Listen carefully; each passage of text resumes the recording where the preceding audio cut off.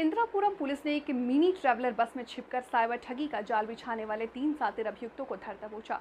ये गिरोह tele calling के माध्यम से मासूम क्रेडिट कार्ड धारकों को रिवॉर्ड पॉइंट्स रिडीम करने का झांसा देकर फंसाता था और उनकी गोपनीय जानकारी चुराकर फर्जी पोर्टलों पर उसका दुरुपयोग करता था।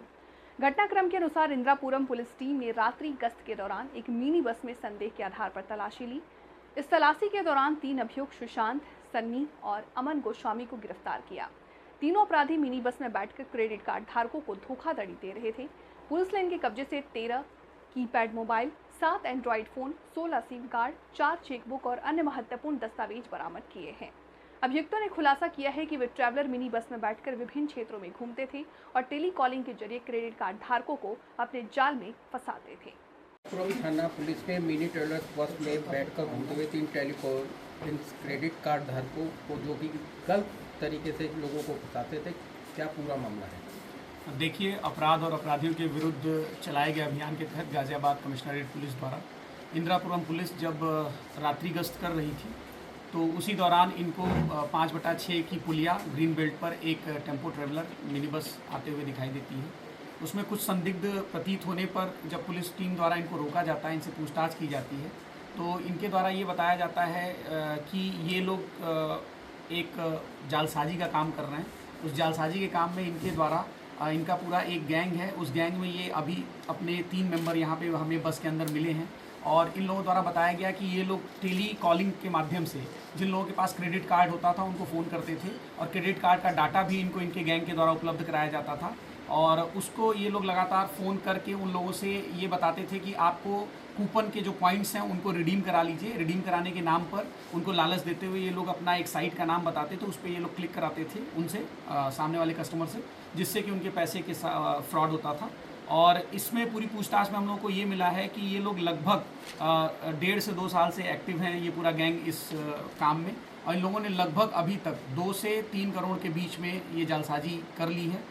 और इस गैंग में और भी मेंबर्स हैं जिनके ऊपर हमारी टीम काम कर रही है और जो पूछताछ के दौरान इनके गाड़ी से बरामद सामान है वो लगभग उसमें 13 कीपैड मोबाइल फ़ोन है, 7 एंड्रॉयड मोबाइल फ़ोन है, उसके साथ साथ लगभग 30 बैटरियां हैं, उसके साथ 4 चेकबुक हैं और इसके अलावा हमें इनके पास से एग्रीमेंट पेपर मिला है, जो किराए का एग्रीमेंट पेपर होता है, जिसके आधार पर ये पैन कार्ड और आधार कार्ड बनवाते थे और उसके साथ साथ इसी के आधार पर वो बैंक अकाउंट खुलवाते थे जिसमें कि वो पैसे जाते थे जो ये लोग फ्रॉड करते थे। गिरफ्तार लोगों के नाम क्रमशः सुशांत कुमार है, जो कि मूल रूप से तिरुवनंतपुरम केरला के रहने वाले हैं और वर्तमान में नंद विहार दिल्ली में रहते हैं।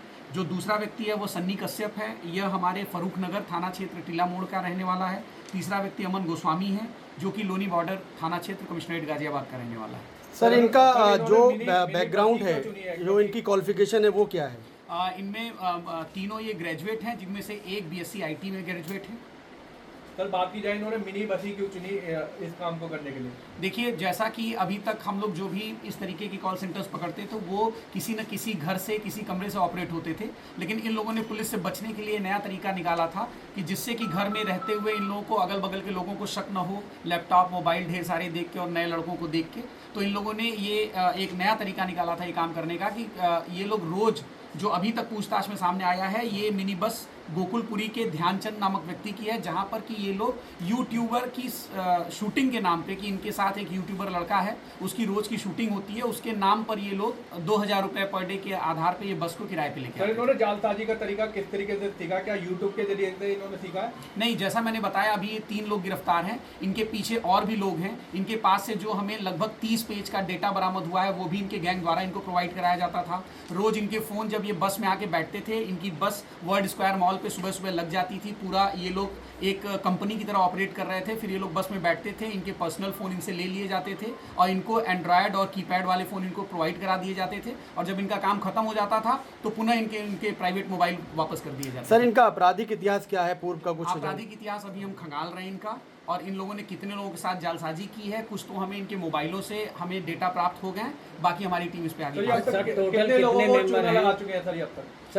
जैसा मैंने पहले भी बता दिया है आपको कि लगभग ये अभी तक 1.5-2 सालों से काम कर रहे हैं और इनके जालसाजी की रकम करोड़ों में है। सर जिस प्रकार से गैंग में कितने मेंबर हैं और मास्टरमाइंड कौन है सर? देखिए अभी गिरफ्तार फिलहाल 3 हैं, लेकिन मेंबरों की संख्या इसमें अधिक है जिसमें हम काम कर रहे हैं। सर जिस प्रकार से ये फ़ोन का इस्तेमाल करते थे, उसमें सिम डाला करते थे, वो सिम किसके नाम पर इशू कराते थे और क्या आप लोग जो सिम विक्रेता है उसके ऊपर भी कुछ कार्रवाई? देखिए जैसा मैंने बताया, ये हमारे इन्वेस्टिगेशन का विषय है। अभी ये लोग कल रात में ही 10 बजे पकड़े गए हैं और हम लोगों ने जितनी इन्वेस्टिगेशन की है और जो आप लोगों से शेयर करने वाली चीज़ें मैंने शेयर की हैं, बाकी हमारे इन्वेस्टिगेशन का विषय है, उस पर हम काम कर रहे हैं।